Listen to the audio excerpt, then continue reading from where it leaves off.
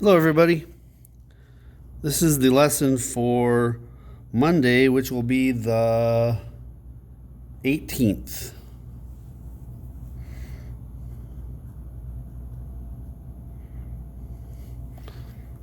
All right, move that up a little bit. Now, we left off on Friday's lesson, right here, talking about the spreading boundary, where a chunk of ocean crust was ripping apart from another ocean crust, and I ended the lesson with a short video clip from YouTube where they had some decent animation showing you magma going this way underneath a ridge, and dramatically magma coming toward each other underneath a trench. Now, think big picture here. This is all happening inside of the Earth. Okay? Convection cells doing this. This is nature trying to get the incredible heat inside the Earth out. Okay?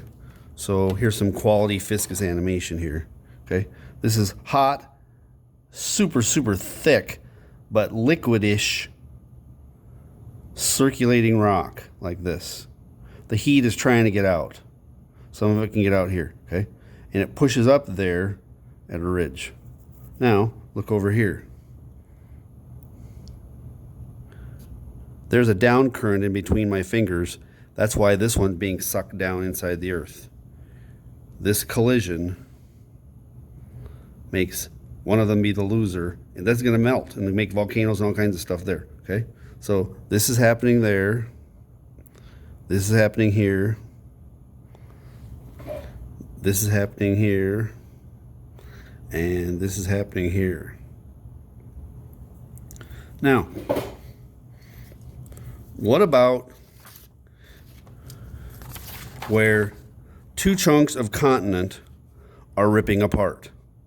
Where in the world does that happen? Let me show you.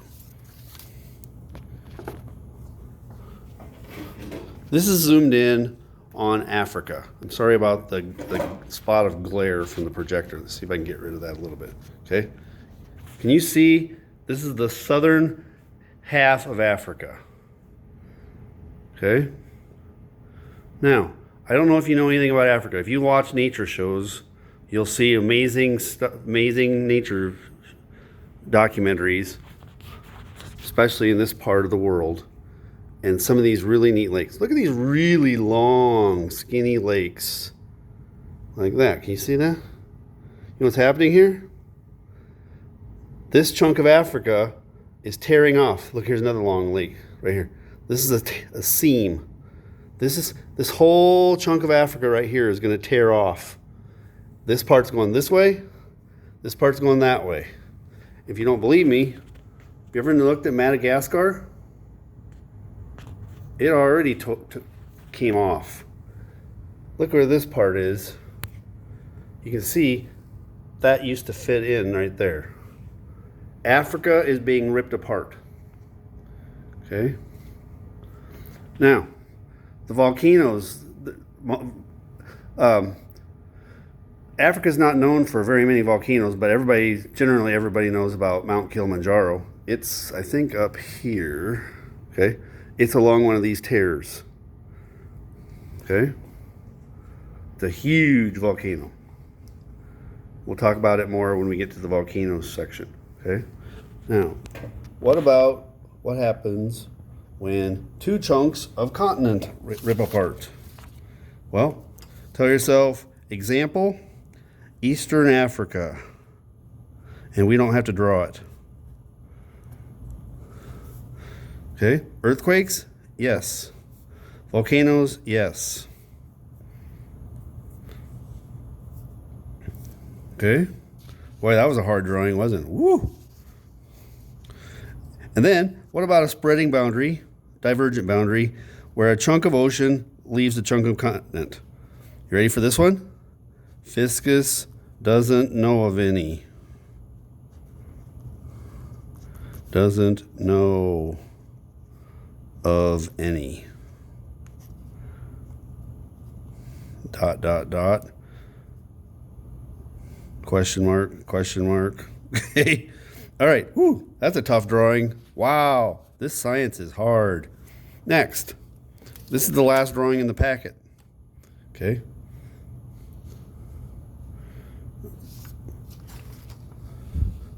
And notice what it says. One drawing for all three types, smiley face. Okay. So we don't have to do a drawing for two chunks of ocean crust going beside each other or two chunks of continent crust going beside each other. This is one chunk of each. They're just trying to go past each other. Imagine like the crowd in the locker bay where it just, you can barely move. Okay. All right. So I'm going to grab my black for ocean crust. This one's more of a 3D drawing than the other ones were.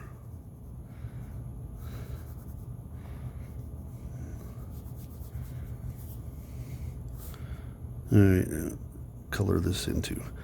Don't color this part. That's going to be the water.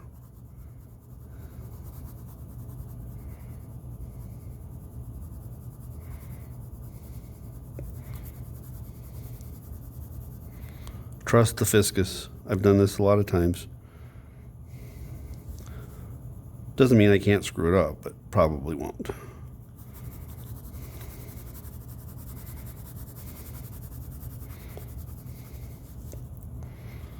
All right, huge slabs of basalt.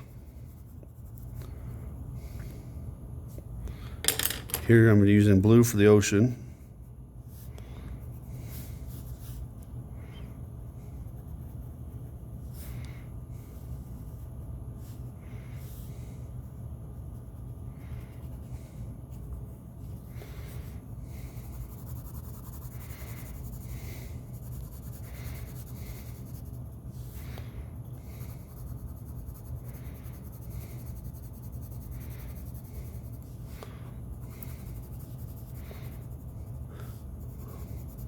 Not exactly Bob Ross, am I?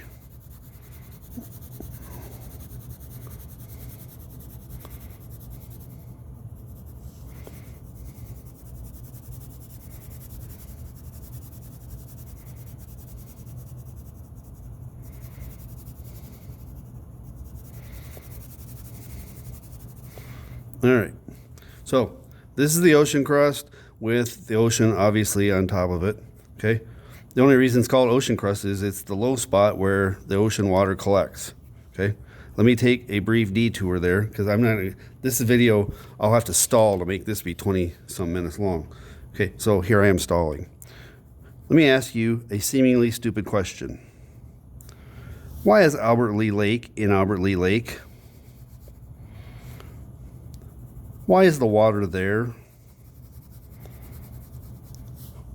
Well, I've had people say, well, because God put it there. Or, well, because the glacier. Yeah, but why is it there? It's because that's the low spot. Okay? The water runs to the low spots. That's all I'm getting at. Okay? Why is the ocean in the ocean? Because it's the low spot. Well, why is it the low spot? Because ocean crust is more dense than continental crust. Okay? This stuff floats higher in the magma than this stuff does. So I'm now going to take my red and write magma under here. Okay. Right now you live on a continent called North America. It's your lifeboat. It keeps you out of the magma underneath your feet. You have liquid hot, deadly magma underneath your feet.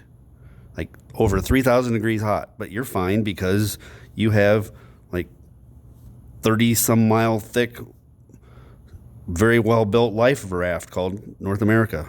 Okay. It's made out of granite. I'm going to use brown.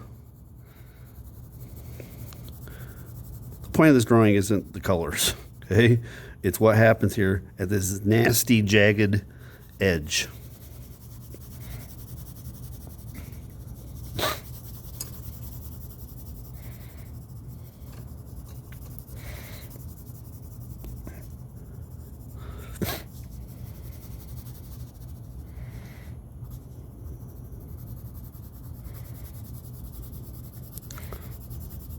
All right. About done with that. Now, what's the point? Make two fists again. I did this on yesterday's video just for a little bit. And trying to do it on camera is tough. Okay? Notice how your knuckles lock up. Okay? To make this look like the drawing, make this hand stick up. Can you see it on the side view? Let's see. I've got my right hand higher than the other. It's still locked up. Okay? So my left hand has ocean crust and ocean on it, and my right hand is continent. And they're trying to slide past each other, but the knuckles are locked up.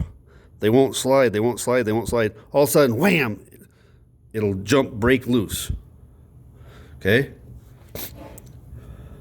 That can be very, very dangerous. All right? Example, the San Andreas Fault.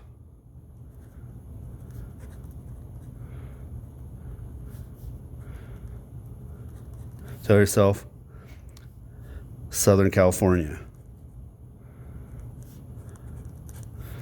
Okay, are you ready for me to lie to you? I'm going to lie to you a little bit. Okay, then I'll tell you the story, the truth.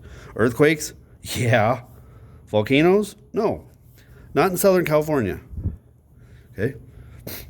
On the West Coast there are volcanoes, but it's not this kind of boundary. It's a little more complicated. Okay. Now I'm going to lie to you first. Basically, here's the lie. To make this simple, you can say, oh, they're going opposite directions. Okay? Like, oh, this one's trying to go this way and this one's trying to go this way. Okay? That's not really what's happening. You ready to be grown-ups and handle the truth? They're both going the same direction, but at completely different speeds. Okay? Like, okay. All right, now it's going to sound like driver's ed.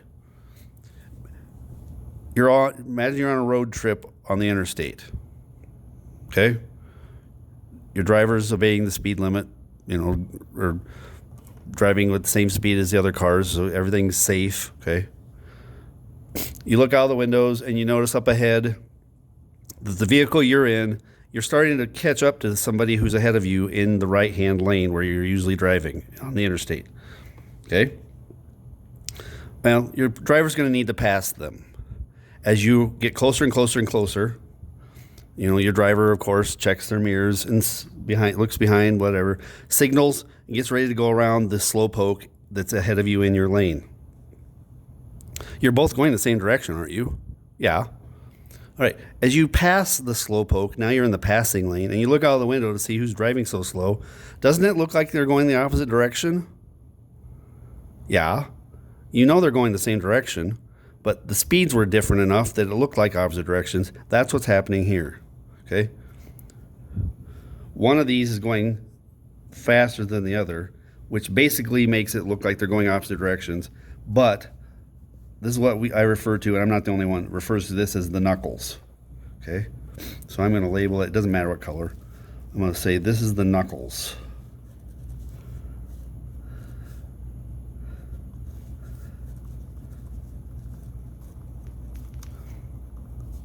Southern California has several places that are jagged and they lock up, okay? And they can go a really long time without an earthquake, big earthquake. They'll have little earthquakes. But then, like maybe every 100 years, 200 years, whatever, having built up stress for long time, all of a sudden it lets go, and then look out, you can lose a whole city, okay? Now, let me tell you a story, because I'm at 14 minutes now. Okay, this is a terrible story. Okay. So, I guess I'm going to write this here. And I give you this is a tragic story. Okay, the San Francisco earthquake of 1906. San Francisco. I can't even remember how to spell Francisco. Is that a C or an S? It's San Francisco, 1906. This is okay. All right. What happened was this. there hadn't been an earthquake there for a long time, and the city is in a perfect place for a large city to grow because of San Francisco Bay. It was where people who were coming to California for the gold rush, the 49ers, 1849, okay? San Francisco grew very, very quickly. It's a beautiful place for a harbor, okay? Unfortunately, it's also a death trap. When this earthquake hit, parts of San Francisco shifted 16 feet in a matter of seconds or a couple of minutes, okay? It's amazing.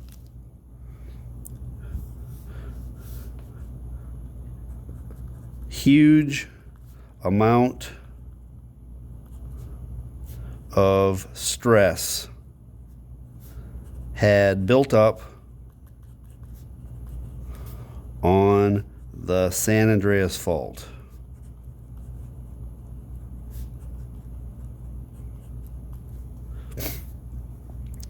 Earthquake broke loose and plate shifted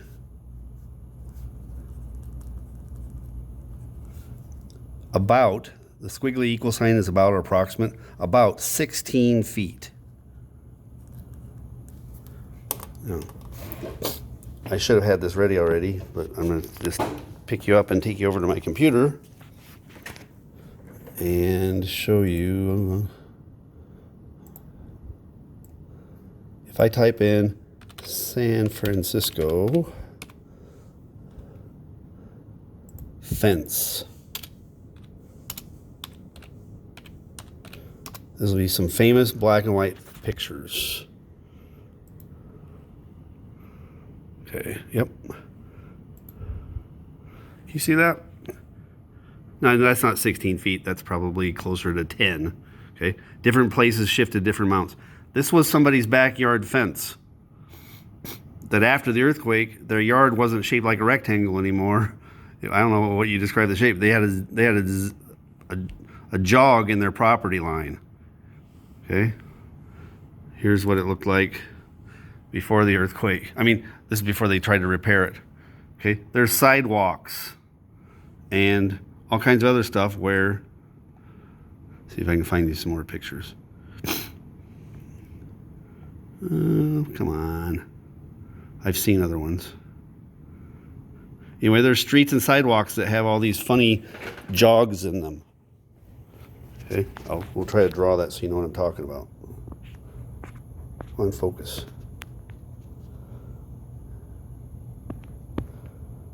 Okay, like this is before the earthquake, that person's yard was shaped like this. Before earthquake and after.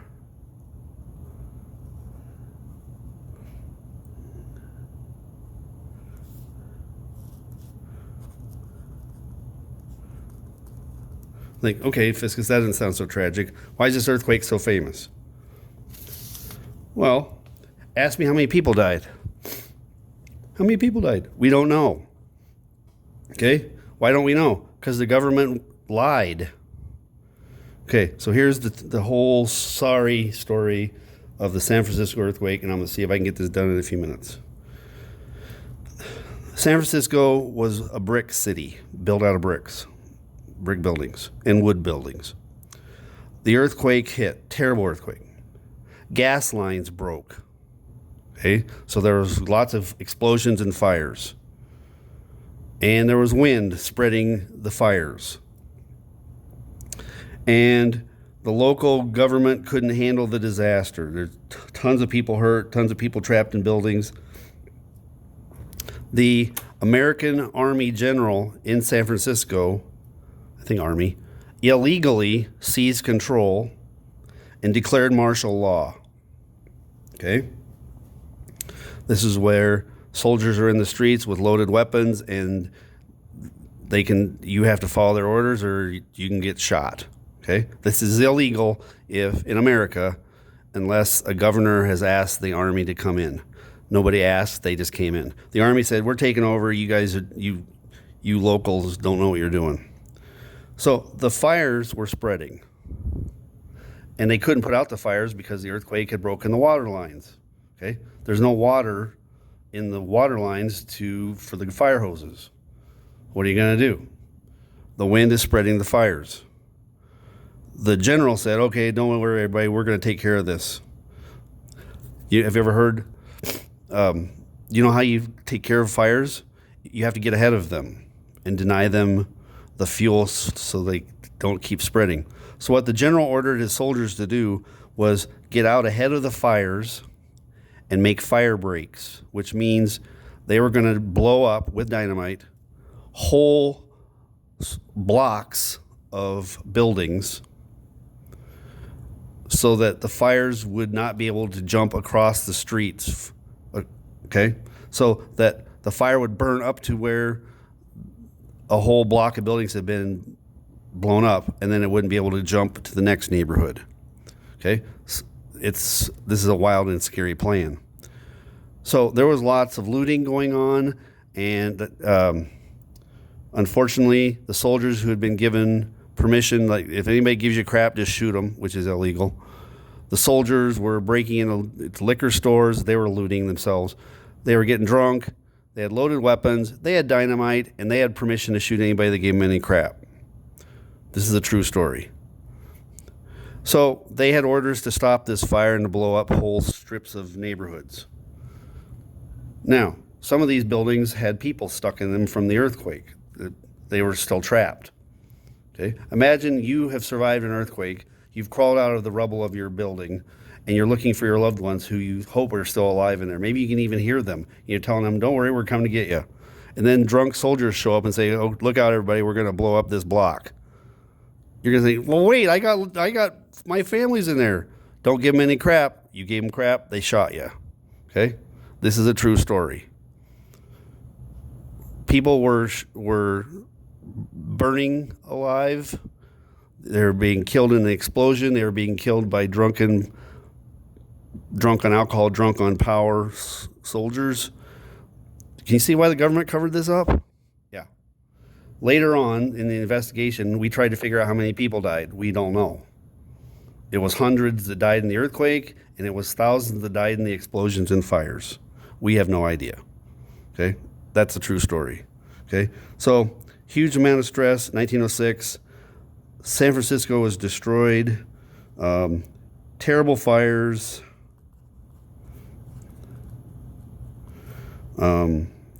Chaos. Martial law. Illegal. I mean, martial law can be declared legally, but this wasn't. Dynamite. Okay. Terrible death toll. We have no idea how many. Unknown number. When the government was asked how many people died, they gave a number of a few hundred. Okay? We know that number was way too low. They said, well, yeah, the earthquake killed a few hundred. They said, well, what about the fires? Well, that doesn't count. Yes, it does. The earthquake caused the fires. Anyway, why would the government lie? Well, to cover up the illegal parts and the panic.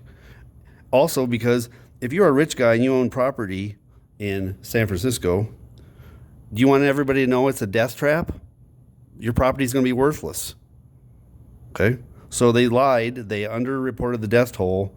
So people were willing to come back and rebuild. And San Francisco has been rebuilt bigger and better than ever. It's still a death trap. Just saying. All right. I'm going to end there. That's at 24 and a half minutes. On that lovely note, I'll see you on Tuesday.